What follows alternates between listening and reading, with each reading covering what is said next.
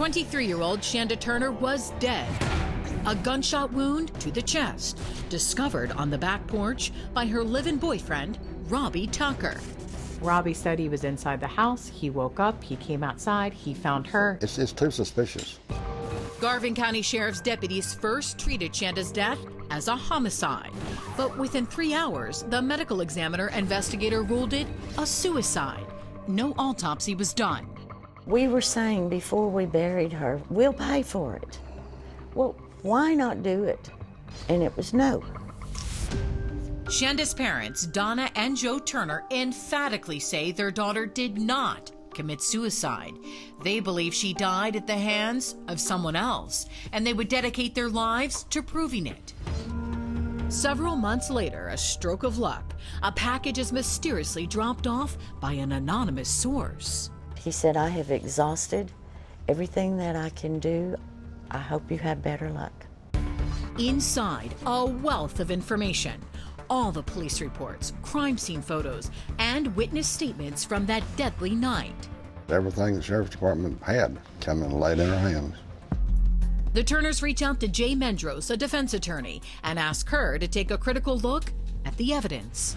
They wanted somebody who normally tears cases apart to give them an honest opinion. If the case was a suicide, that they would accept that. And I looked over the police reports and the crime scene photos and was astounded at how this case had been handled. What was so surprising to you? Nothing supported suicide. It was a staged suicide, and it was so badly staged that it raised red flags from the beginning. There was apparent crime scene tampering inside the home. The crime scene did not match the statement of the live-in boyfriend. He had fresh injuries on his body. Chanda was covered in bruises.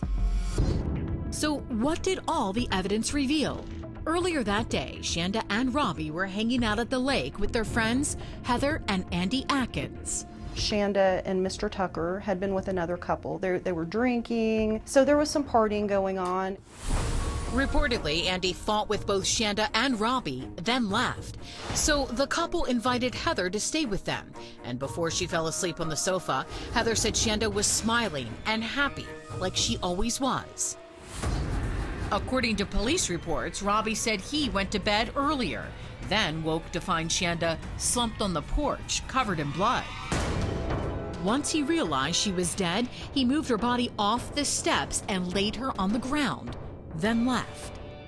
If you find someone dead in your house, I would think, the first thing you're going to do is scream for help and call 911. That was the first red flag. Instead of doing anything to help her immediately, he left.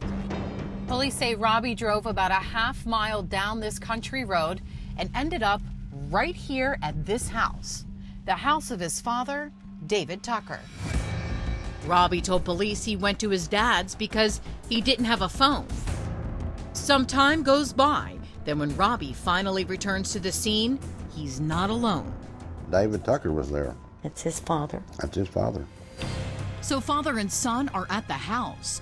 Then almost an hour after Robbie said he found Chanda, 911 is finally called.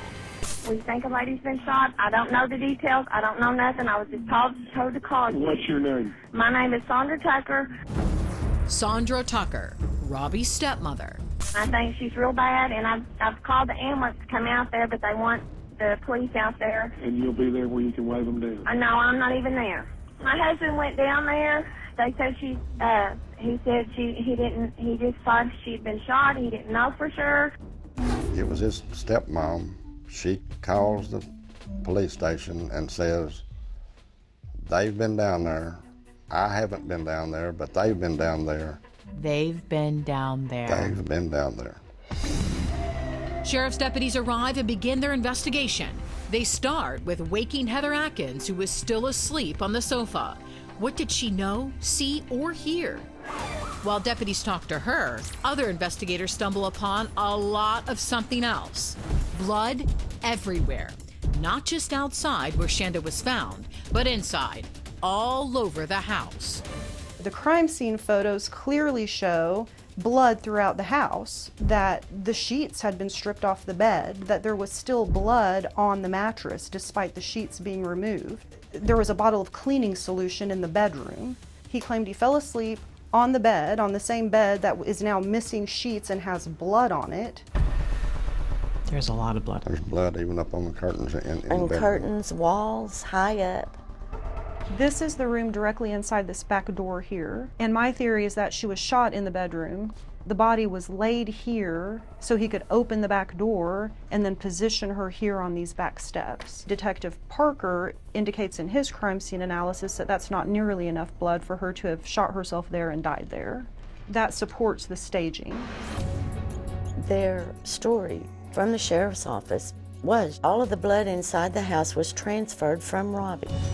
The problem with that is, Robbie told police he didn't remember going back in the house after finding Chanda. So how did blood end up in all those places? Testing showed gunshot residue on Chanda's hands, but what about Robbie's hands? He didn't have gunshot residue on him.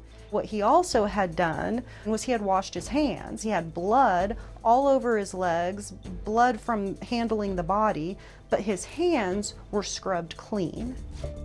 And there's more.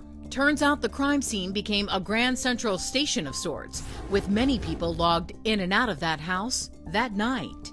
That's a lot of people. Some of them multiple times. And some of them And another not thing, even weren't even a part of the investigation. no, some of them were just relatives. It was like they were having a family reunion in the house while she's dead on the lawn. And one of those relatives was Robert Rennie Jr., Robbie's stepfather and a criminal defense attorney. You're a defense attorney. Are you Yes. normally allowed into the crime scene of your clients? Never, never. To the Turners and Jay Mendros, it seemed like overwhelming evidence, but it would take an eternity to get any officials to agree. Then, 9 long years after Chanda's death, the district attorney orders an autopsy. When we got the court order for an autopsy, We were thrilled. we had to do it. We were thrilled. But first, Chanda's body would have to be exhumed. It was horrible. Joe and my son were there, and I think they had shovels helping. Joe, you were up there on the day your daughter's body was exhumed. I Yes. can't even imagine being there for something like that. But you felt it was important for you to Very be. important. It was necessary. An autopsy gives us a proof that we always know that she didn't kill herself.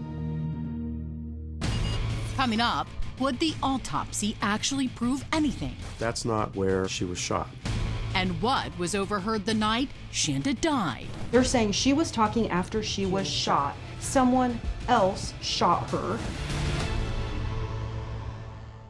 When Trant and Bucks completed their autopsy, they agreed. This is obviously a homicide. The scene's been altered. This is not a suicide.